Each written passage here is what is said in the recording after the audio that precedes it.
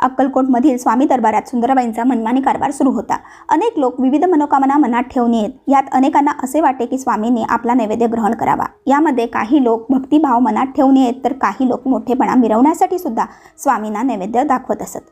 सुंदराबाई येणाऱ्या लोकांकडून पैसे घेत आणि नैवेद्याचा एखादा घास का होईना स्वामींना खाऊ घालत, परंतु बहुतेक वेळा स्वामी मूर्ती स्वरूपानंदात तल्लीन झालेली असे आणि ह्या भावदशेतच सुंदराबाई स्वामींना नैवेद्याचा घास भरवत। एकदा सुंदराबाईंनी एका व्यक्तीकडून स्वामींना नैवेद्य खाऊ घालण्यासाठी पैसे घेतले आणि नैवेद्याचे ताट घेऊन त्या स्वामींपाशी गेल्या।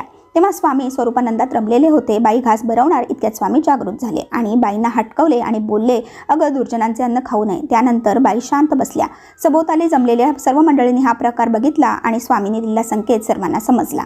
या कथेतून आपल्या हाच बोध मिळतो की संगत आणि पंगत नेहमी सज्जनांची ठेवावी। आपण जे अन्न खातो, ज्या लोकांच्या नेहमी संगतीत राहतो, त्याचा आपल्यावर परिणाम होत असतो, हे कायम लक्षात ठेवा। धन्यवाद। श्री स्वामी समर्थ।